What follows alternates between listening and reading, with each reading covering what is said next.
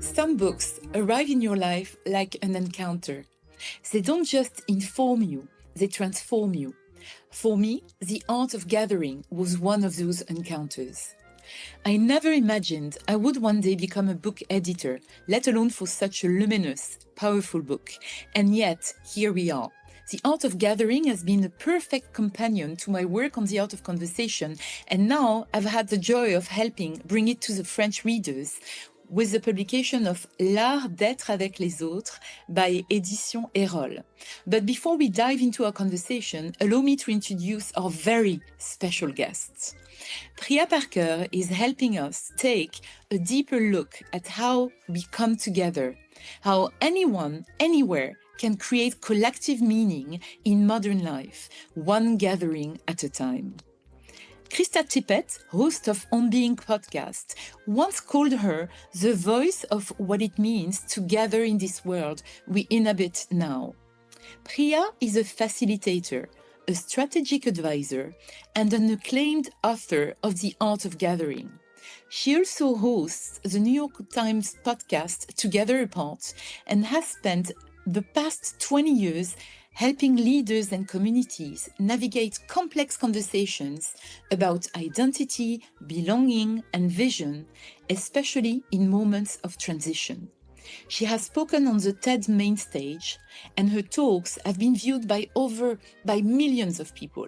Last year, she was in Paris, and our friends at My Little Paris hosted a beautiful conversation with her at their iconic headquarters. It was at last my very first encounter with her. And today I have the immense joy and honor of welcoming her to L'art de l'attention, a woman whose work has changed the way we meet, we connect, and we spend time together. Her book has just been released in French in May under the title L'art d'être avec les autres, donner du sens à vos moments partagés with Erol Publishing House. We're recording this just before the holiday season, a time that can feel both joyful and demanding. I'm certain her insights will offer precious guidance for approaching this time of year with more presence and warmth and courage. So let's dive in with her into The Art of Gathering. L'art de l'attention. Conversation avec Fanny Auger. Good morning, Priya. Good morning, Fanny. Dear Priya, thank you so much for being with us, live from New York. Let's dive in. I'm delighted to be here with you. Thank you so much. Priya, you describe yourself as a facilitator, a conflict resolution specialist, a gathering designer. If you had to introduce yourself in maybe one or two sentences today, what would it be? I help people have complicated conversations that they have been avoiding, but know that they need to have. Wow. And what led you to write and to work and to dedicate your life and your work on the art of gathering? I'm biracial, I'm bicultural. My mother is Indian, my father is white American from the Midwest of the country, from Iowa. And I was raised first by them when they were married, and we moved a lot. I was born in Zimbabwe. We moved to the Maldives, and then Indonesia and India, and then The Hague, and then eventually settled down in Virginia in the US. And within a year of them settling down, they separated. And within 2 years, they divorced. And within 3 years, they each remarried other people. And in many ways, they married people who reflected kind of their original worldview. And they had joint custody, which meant that I went back and forth between these two households every 2 weeks.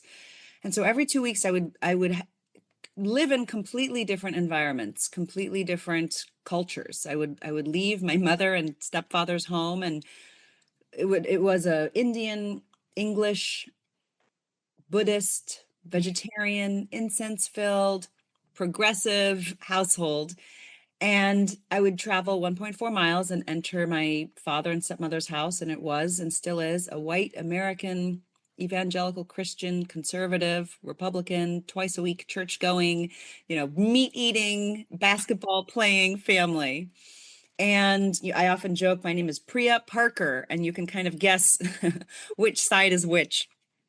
And so I've always, at some level, been very interested in when and where and how we come together, and when and where and how we come apart. And professionally, I became a group dialogue facilitator, a group conflict resolution facilitator. I actually, given your own work and given the art of conversation, most times I say I'm a group conflict resolution facilitator, but actually what I am is a multi-stakeholder dialogue facilitator. And I trained in and I became a dialogue facilitator in the US for college campuses as a college student. I went to the University of Virginia, and I'm biracial, as I said. And one of the first questions people would ask me is, what are you? And I didn't understand the question at first. Like, I'm a woman, I'm a first year, and I realized that they were asking what race I was, because one of the things I learned, I mean, particularly living in different cultures, is often you can tell a lot by a culture based on the first questions they ask you, like, what's important here, what do they need to know in order to interact with me. And I had never been in such a racialized environment, and i I went to a school that really encouraged what they called student self-governance, which they basically said, if you have a problem, do something about it, learn about the history of race here, see if you can do something. And long story short, I did a lot of research, and my mother introduced me to this man, this American former diplomat named Hal Saunders, who was interested in taking his dialogue work that he had used in the Middle East and in former Russian Soviet states, and work with college students. And so I sent him an email and I said, will you come train us? And he said yes. And we launched this program called Sustained Dialogue on September 10th, 2001. Oh, okay. And of course, 9/11 happened the next day.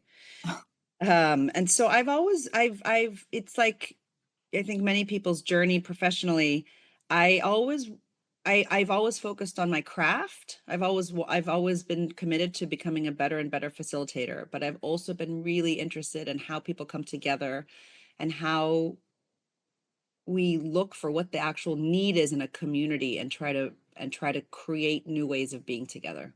Thank you. It happens so many times. We're invited to a party, to a dinner, to something, a special event.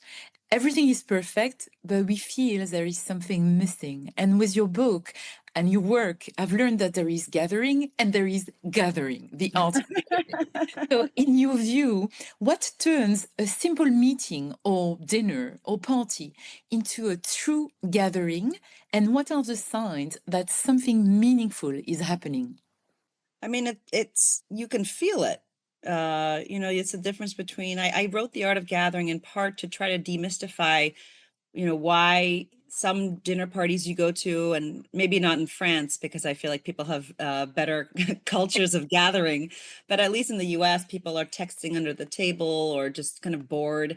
And other dinner parties that last till 2 in the morning, and people are laughing and crying and telling jokes and delaying as long as they can to leave. And what's the difference between those two? Or a wedding, and you go and you may not even know the bride, and you're crying because you're so moved, versus other weddings that just sort of, can't wait to get out of there. And so I set out on a journey in part as a facilitator, because this is what I'm trained to. How do you create connection between people? How do you help people have a meaningful experience without all being the same? But I also interviewed over 100 types of gatherers from all walks of life. A hockey coach who has 10 days with 17 players from different countries in Europe, and he has to create Team Europe. What does he do? What does he do minute to minute? How does he make them one? Or a rabbi, or a choir conductor, or a yoga instructor, anybody, a musician, anybody who has to create transformative group experiences. And one of the things that they all had in common, who were excellent gatherers, other people said this person always creates magical experiences, is they didn't assume a specific form.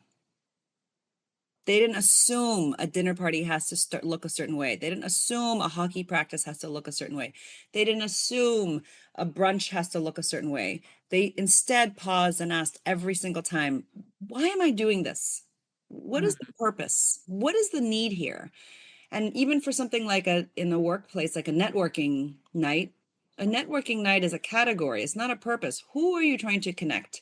To what end? Are you trying to connect people, entrepreneurs who are all at the beginning of their journey so that they have a community to each other? Or are you trying to connect them with funders? And those are two very different events with very different power dynamics and very different invitations and very different outcomes and very different needs.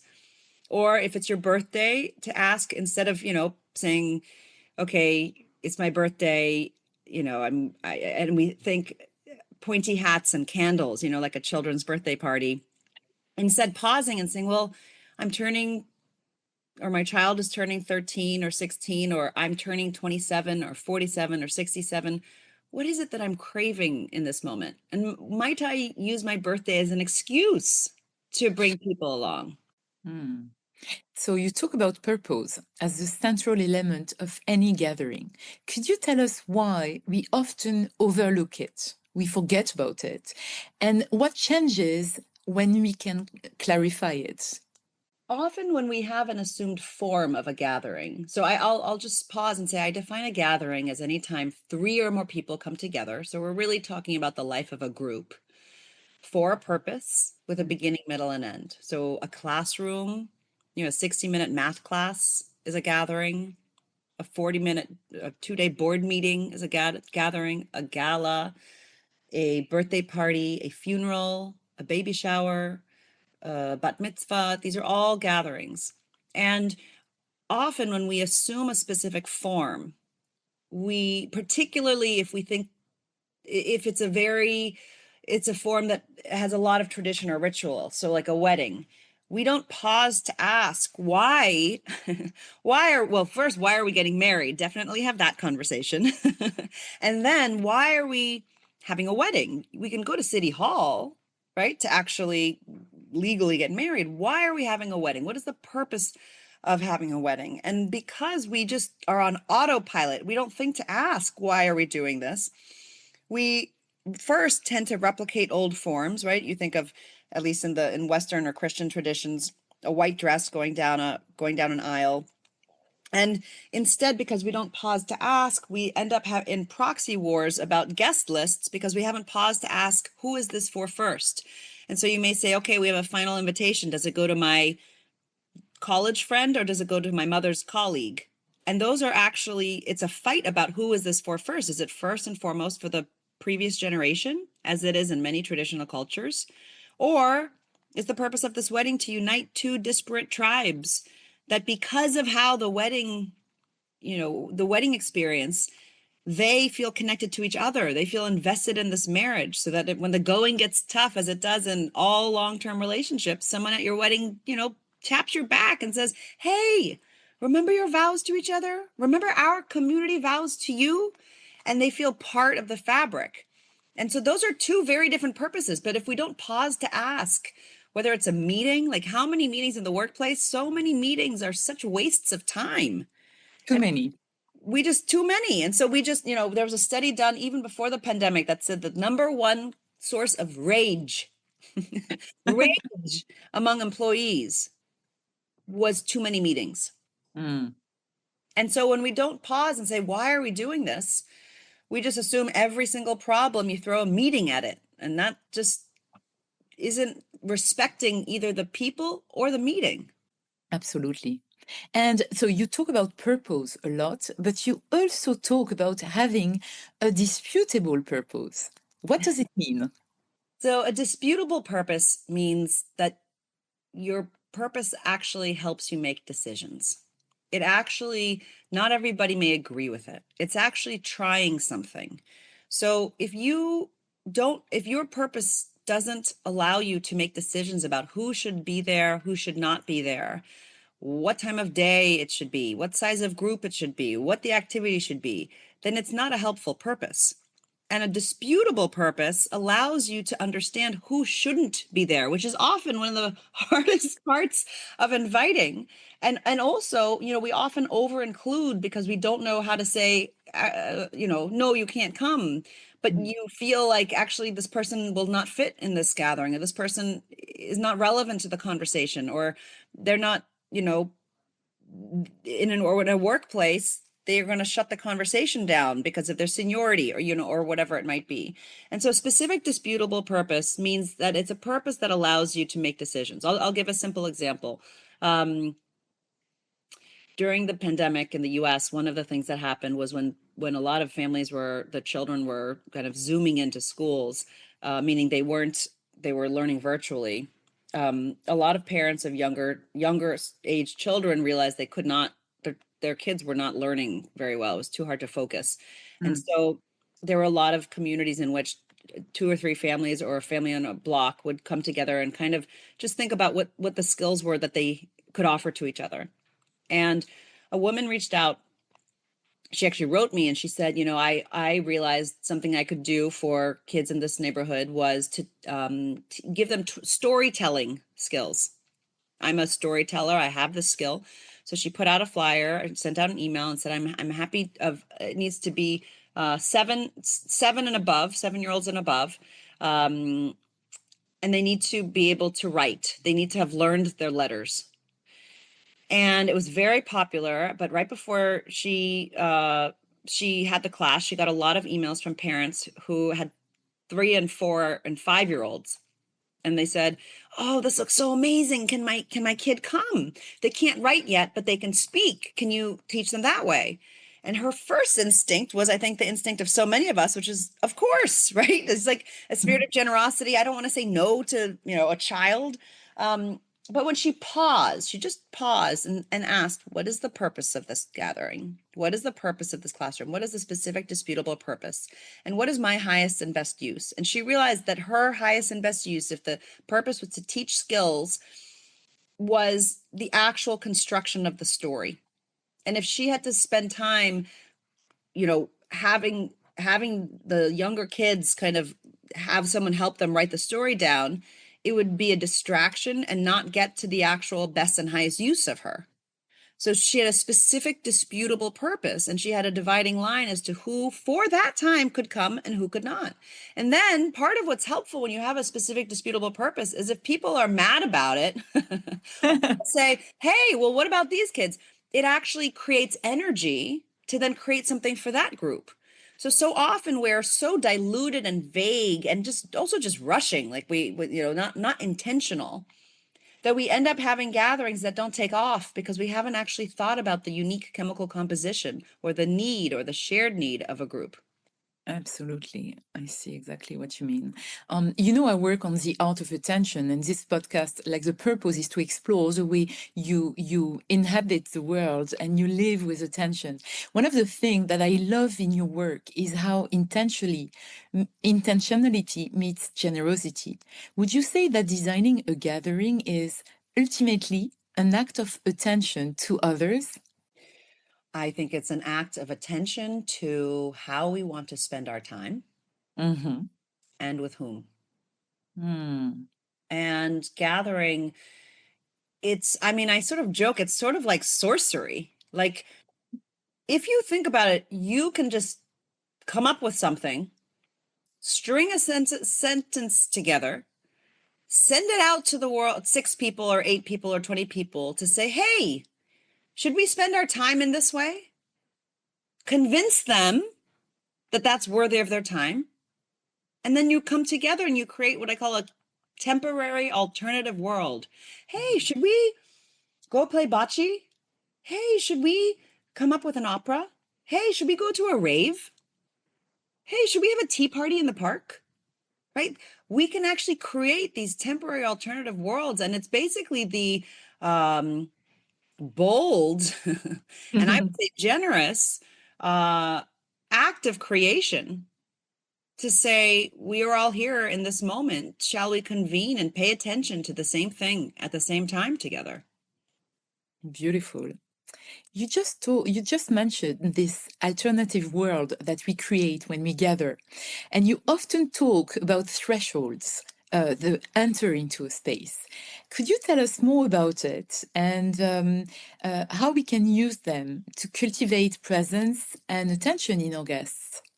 Yes, when we think about when a gathering starts, like if I was with your listeners right now live, I would turn to them and say, when do you think a gathering starts? When does it begin? Good And I would point. hope that someone would smile and say, a gathering doesn't begin when people arrive. A gathering begins at the moment of invitation, at the moment of discovery of the guest, that there's this future promise, this future social contract, I might even say, and I'm inviting you in. And as a host, you are actually hosting your guests all the way up from the moment of invitation all the way through the door and or the virtual door. And so that threshold is actually there's the long threshold from invitation to all the way getting them to arrive and thinking about their journey to your gathering. So I often say we think about invitations as carrier of logistics, like date, time, place. But actually invitations are stories. Invitations, or have the opportunity to be, invitations are acts of persuasion, right? So when you give your gathering a title, the worn out mom's hootenanny, the, come dressed like your ex party, That's a um, you are actually creating a shared lexicon, a shared image, right? I went to the University of Virginia, and one of the, I don't know if they still do this anymore, but one of the rites of passage before you graduate was called streaking the lawn. okay. And What does it mean? so streaking, I don't know if there's I mean, I'm sure there is, but in English, streaking is when you run across a field butt naked from Oh, one side to another. And so this is crazy ritual that it's usually, between midnight and 6 a.m. And at some point between the freshman year to senior year, you'll see, if you go to the central lawn of the University of Virginia, you'll see a bunch of naked bodies running across the lawn. And it's not everybody does it, but it's kind of this transgressive ritual. And I say all of this because it's such a specific, disputable but image. And in some ways, just like any type of gathering you're approaching, you are preparing for it psychologically, physically, with or without clothes. And so much of hosting is about thinking about helping people prime and prepare to then cross that threshold. And then there's a threshold in the room. I actually have a digital course, Art of Gathering digital course. It's a 6-week virtual course. It's in English. And one of the and if you have a gathering you want to reimagine, say it's a leadership retreat or a wedding, you sit down, you take this course, and the second unit is actually about openings. And we have a long unit about thresholds. And one of the best gatherers really think about the first 5% of a gathering and how you welcome people in from the outside world and into the world you've created, including, by the way, if that's from one Zoom to another. interesting. That could help a lot, I think, a lot of my clients. And just to say, I don't think there's such an expression in French, by the way. Speaking alone, Oh my I've God, have never I heard that. scandalized your listeners? No, French are not too prude. Don't worry. Yes, I know. It's just maybe something you might teach us, by the way.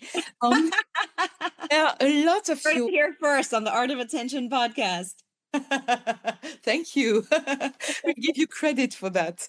Many of your suggestions are, I think, very, very precious, but they could be seen as a bit, how would I say, a bit counterintuitive maybe or provocative from don't be a chill host or create meaningful boundaries. By the way, I've learned that from your book, to set rules for an event, and this is what I do now. And French people don't really like rules, we did like we had many revolutions in France, as you know.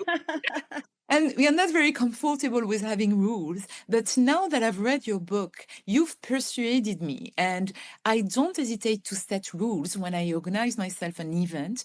And honestly, it's so nice to have a frame and people thank me for that. So So give me an example. What's an example of a rule you've used that you think has worked well? For instance, to give an end to an event, because most of the time we are invited somewhere, it's from 7 p.m. onwards, but you have no idea. If I have to have a nanny for my kids, if Right. I have to tell someone I'll be back at 9 p.m., like I have no idea. And French people tend to enjoy their evenings out and drink and you never know at what time you'll be home. So I think setting a time for the beginning and tell people, please be on time, because when you say 7 p.m. for the French, what they understand is 8. 2 days ago, I went to an event at 6 p.m.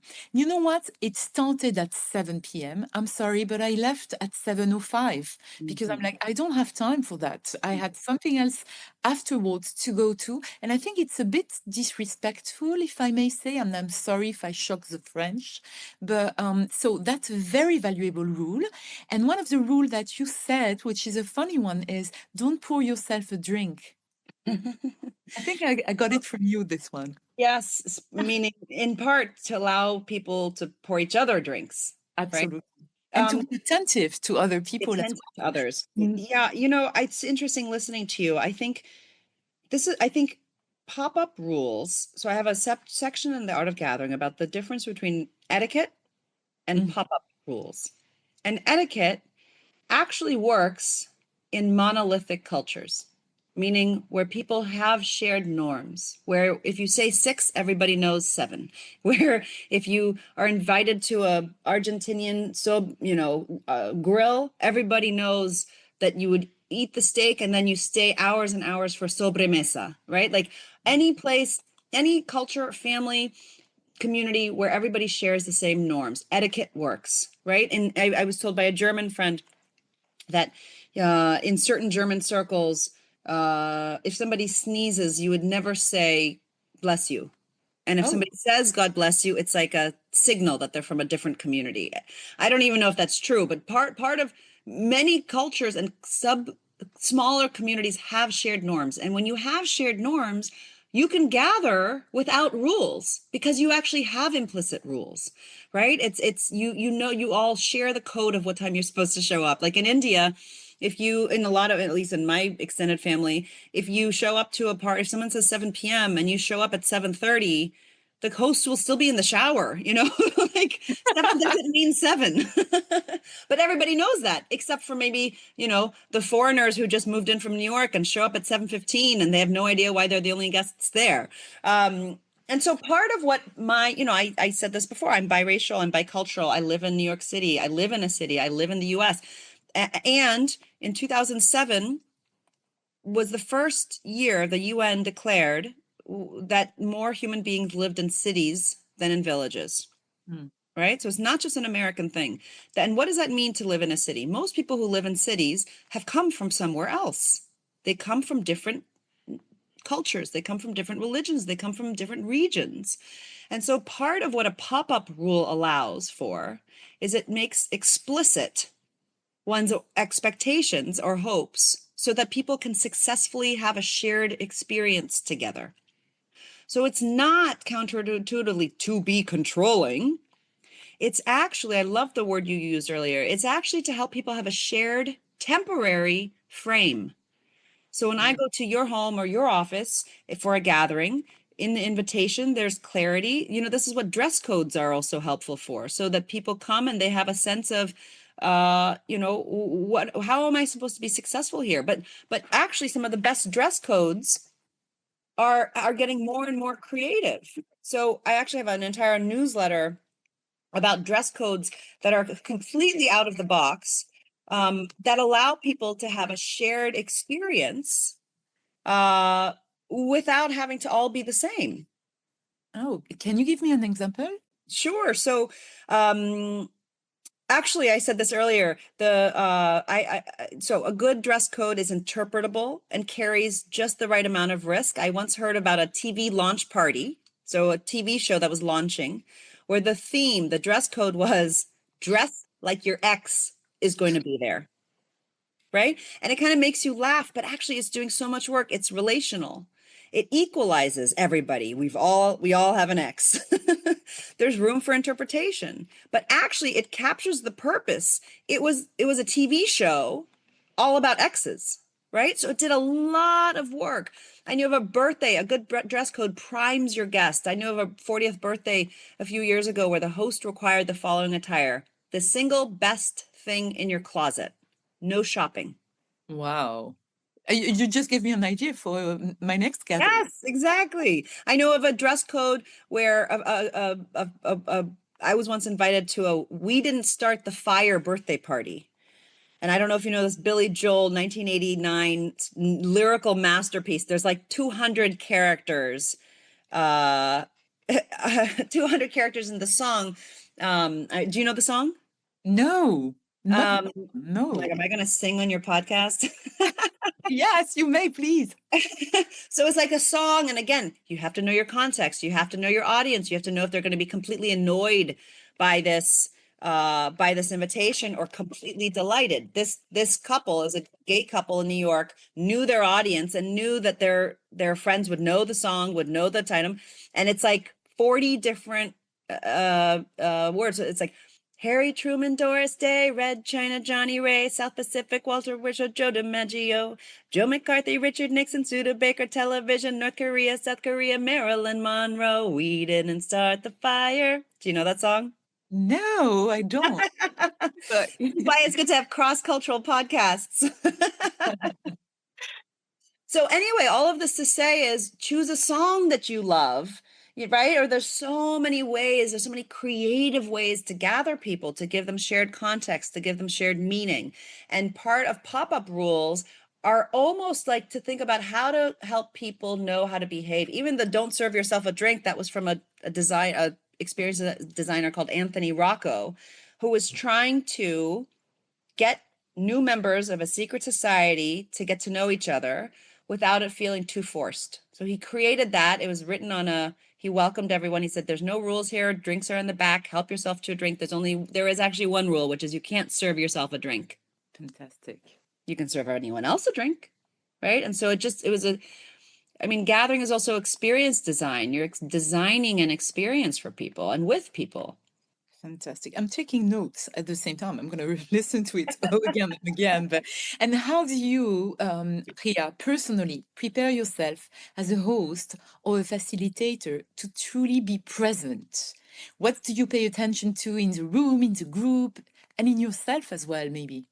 That's such a great question. I mean, the more I've been a facilitator now for 20 plus years, 25 years, and the more seasoned I get, the more I prepare my body, the more I don't take it for granted, the more I think about facilitation as an athletic act. And so if I'm hosting a gathering, a social gathering, maybe a little bit less so. If I'm hosting a more high stakes meeting, I go through an entire ritual series to prepare my body, I do meditate for 10 minutes. I listen to specific songs to kind of calm myself, but also energize myself. It's not a pump up song, but kind of more of like I play songs that actually help me hear the frequency of the chords of music that I'm trying to also create in the room. And if I'm co-facilitating or if I have co-hosts, everyone's nervous before a gathering, no matter what it is. So I also tell all my team, we're all going to get off our phones. We're going to get off our laptops. The last few minutes aren't going to be running around doing crazy logistics. We're going to pause. We're going to take a quiet moment in the hallway. We're going to take 5 breaths together, and we're going to go around and each say, what is one deep hope for myself today in my practice and one deep hope for the group. Wow, that's fantastic. I think it's a wonderful takeaway for listeners. Beautiful. Thank you. You know that I must admit I'm getting very emotional now because it's very touching, first of all, what you just shared with us. And I I don't know if you get this question quite often, but it was a very personal sharing. So thank you very much. And what really strikes me is that all my guests on this podcast are people who keep on searching, who master their craft, being a philosopher, being a perfumer, a photographer, but they keep on looking, they keep on working on it, fine-tuning it, doubting Yes. sometimes. And so when you say that you try to care more and more, you are more and more aware of like how you have to condition yourself for a gathering, I think it's very touching. And you're touching something which to me is very essential.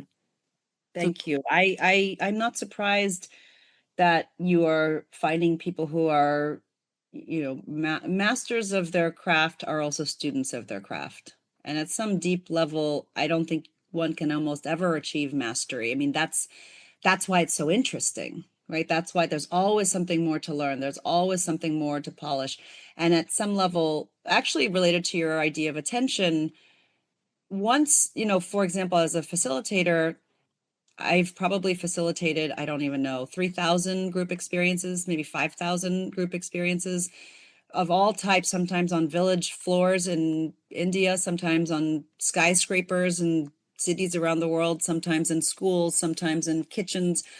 And so I have a lot of pattern recognition, but the more seasoned I get, the more I'm able to actually start focusing on minutia.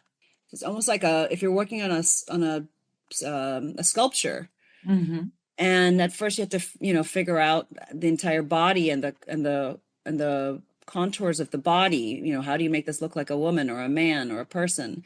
But finally, to get to work obsessively to get the fingernail perfect can be months. And so similarly in group life, like it's so rich, it's so dynamic. We human beings are so dynamic. You can't control people, but you can absolutely prime them and shape them and treat them with care and think very deeply about how do I think about what my purpose really is? How do I get really good at defining purpose? I've actually just recently launched a Substack called Group Life. And part of the reason I've launched it is because so much of the apps that we have, so much of the tools that we have in modern life is helping us sort of improve the self, right? Like this is how much sugar I'm taking or how many steps I'm taking a day. And there aren't as many tools for us to normalize getting really good at groups, at the tools of the group. And we have this category for decades of self-help. And part of what I want to popularize and make normal is also group help. And getting good at gathering is a tool to be the person in your community who knows how to shape a group, who knows how to give a toast, who knows how to make people feel comfortable, who knows how to make people take risks, who knows how to make meaning of a moment and help people be the more courageous part of themselves. That's medicine. And so these are things we can actually practice. And so it's been interesting actually in group life. Every 2 weeks, I have a webinar on Zoom that people, if you are a paid subscriber to group life, and I jokingly call it a group help gym, except one you want to go to. And part of what we do, and I tell them this every week, your listeners can subscribe to it and join us, is I learn every time. I learn every time I'm teaching them about group life. I'm teaching them about how to create psychological togetherness on a Zoom. I'm teaching them how to create meaning. I'm teaching them how to hold heat with their families. But every single time I'm so curious, how do I make this webinar better? How do I interact? How do I take someone off mute? How do I ask a question in the chat that makes people really, that's like the perfect question for that context? And if I start getting bored, I know I'm not moving in the right direction. So whatever the other thing I'll say is throw a gathering you want to attend, because what people need is people who are alive and full of energy. Fantastic. Through a gathering you want to attend. My God, I wish people thought more about this. And just for our listeners, I will of course mention all the links so you can find these groups and you can and to have as well as your website, your book, etc. So all details will be on the website. Priya, now that we are moving to the last part of the interview, because time flies with you, I'd like to talk about deepening connection and the art of attention. I often say that the quality of our conversation depends on the quality of the question, the listening, and the attention we bring into it. So I know you came up with this idea of magical questions. And I would like to ask you, what makes a question powerful or magic in your experience? I came up with this idea of a magical question a few years ago. I actually sent it out for the first time in a newsletter, maybe 5 years ago, and I first framed it as a magical equation. And I realized as a facilitator, one of the things that I'm most trained in, and one of my sharpest tools in my toolbox is the ability to be in a group, and it could be at a conference and it's 7 people around a table that don't know each other but are all there because they're interested in insurance or paint or whatever the topic is, all the way to being at a family reunion, to being with 6 12-year-olds at a birthday party. And I have the ability and the skill, because I've trained in it, to know how to ask a question in that group that what I call is magical. And that is, everybody in the group would be interested in answering it, and everybody in that group would be interested in listening to each other's answers. And so I'll give an example. I have children, and poor them, they get up close and personal tutelage in all of these skills. So we were doing magical questions, and my son, this is a few years ago, it was 4 of us, and he said, "What's your favorite animal?" And, no offense to my son, but I was like, this is such a boring question.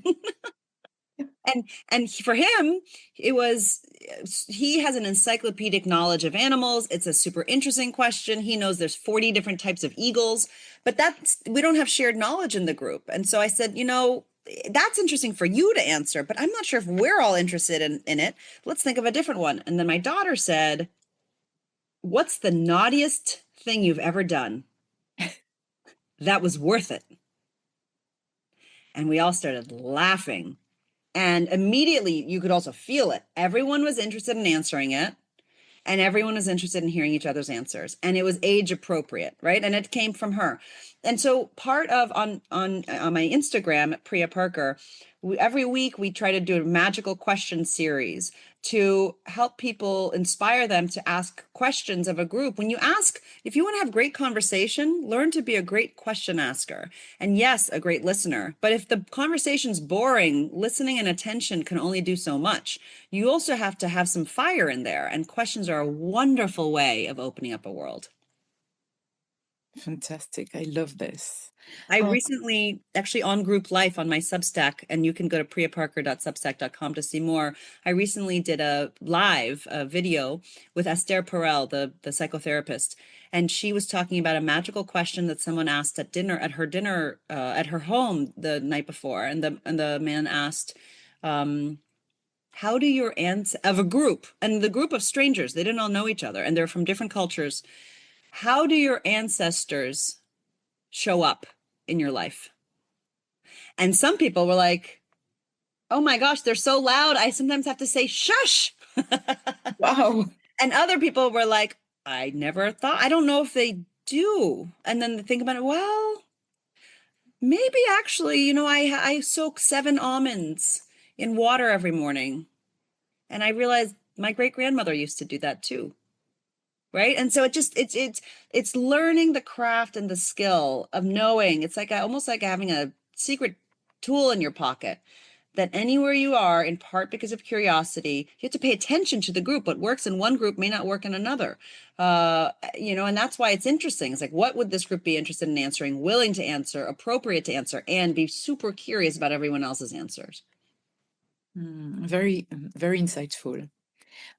There's another question that I would like to ask you, because it comes in every gathering I go to, or all of my workshop nowadays, is in a world of distraction and speed, how do we protect the space for attention in our gatherings, but also in our relationships, conversation, and within ourselves? How in this world of distraction and speed, how do we protect the space for attention? I mean, I think that's the holy grail question. That is the question. And I think there's, there's tips and tools. Get off your phone, or even within the phone, really deeply think about how much time you have for what, and what are you giving it to, so you're not spending 2 hours scrolling on Instagram when you meant to spend 2 minutes. But at some deep level, like, that's the core question. Our attention is what we have. Our attention. My sister-in-law recently read me a quote from David Foster Wallace, the American writer, when he talked about attention as care, and what we choose to care about, how we show care to others, how we show care and attention to what we read, what we spend our time on. It's kind of the entire thing, and particularly in modern life, and particularly with social media and technology and AI, it has become a battle for attention. I think it's Chris Hayes recently came out with a book, I think it's called The Siren Song, and he basically says all of life now is a battle for attention, and what these digital monopolies are the currency of big tech right now is attention. They're what they are fighting after, and with each other, is our attention. Absolutely. We talk about the war of attention, the economy of attention. Here, there's this famous sentence by the CEO of one of the big channels, like the number one channel on TV, who said back in 2001, so it was even before AI, before social media, he says, what we do is we sell some brain space, available brain space, to Coca-Cola. Yep, absolutely. And it really shocked like public opinion in France. And I think it is all the more relevant nowadays. Like, how do you allocate your attention? Because it really shapes your world. That's absolutely true. I mean, I remember reading a study a while ago that the average American child, I'm not going to get the exact number right, but they can recognize more brands by the age of 5 or 7. 10 times more brands than types of leaves. Yes, I saw the same study. Yeah. That's created, right? That's designed. And so I mean, it's difficult. I'm a parent, and I think about it for myself. I think about it for my family. I think about it for my children, which is, it's designed to be addictive. It's designed to take everything from you. And so at some deep level, it starts with intention. How do I spend my time? What am I allowing in? What am I, we talk about nutritional diets. What is my informational diet? What is my gathering diet? How much am I hosting? How much am I attending? Am I over attending? Am I gorging on gatherings? Do I need to pull back and have more time to myself? But these are all questions to be asking. Very, very good. Just as a closing, holiday season is coming soon, and this podcast is going to be launched just before the holiday season. And a lot of people are wondering, how can I survive the holiday season with my family? It can be tough for a lot of people. So if you could whisper one sentence, one advice to anyone hosting a gathering for Christmas. We don't have Thanksgiving here, but we do have Christmas and New Year's Eve and other religious gatherings as well. So if you could whisper one advice to anyone hosting a gathering for the holidays, what would it be? Well, actually, it's funny you ask. For my next webinar on group life, the webinar is how to cool down this year's family gatherings and when to hold the heat. So if you want a longer answer, come join us, become a group lifer. And the skill that I'll bring, and I bring this as a conflict resolution facilitator, and it's an idea from family systems, from a collective therapy field. It's the idea of practicing non-anxious presence. And I first learned about this term in a book called "If You Met My Family, You'd Understand." Wow. It's by a Japanese American minister, actually. And non-anxious presence is the ability to, he basically says that in all families and all communities and all groups, there's something called surrounding togetherness pressure, which means there's just a way we do something. There's a way Parkers do something. There's a way Narayans do something. There's a way augurs do something. And if you are an individual, which is also very healthy, and you're different from that surrounding togetherness pressure, it can be very difficult to stay in. But self-differentiation is the ability to actually be different and stay in relationship. And the tool, he says, is to practice non-anxious presence, which is, it's not non-anxious absence. Like, I don't need those people, I'm non-anxious when I'm not with them. But it's not anxious presence saying I'm there and I'm super anxious. It's actually practicing non-anxious presence. Fantastic. Very good advice. My last question is slightly more personal. It's about you, Priya. What has your attention these days? And what gathering, ideas, question is currently alive for you? What has your attention these days? I am still by the way, the author was Jack Shitama. I think a lot about conflict, and actually I think a lot about what I just said. And as a dialogue facilitator, I can't announce what it is yet, but I've been working on my next book and focusing a lot on how do we fight with those we want to belong to. Wow, I think it's all the more relevant nowadays. Definitely. In this context. Well, Priya, a big thank you. It's been almost an hour, so we're perfectly on time, as promised. Thank you so much for your time and your attention and for this incredible conversation. Thank you so much for having me. J'espère que vous avez pris autant de plaisir à écouter cet épisode que j'en ai eu à l'enregistrer. Comme toutes les bonnes choses, il se partage, alors n'hésitez pas à l'envoyer à vos proches. Enfin, si vous voulez vraiment me faire plaisir, vous pouvez lui mettre 5 étoiles dans l'appli et un petit commentaire ou m'envoyer un email. J'essaye toujours de répondre. À bientôt au prochain épisode de l'art de l'attention.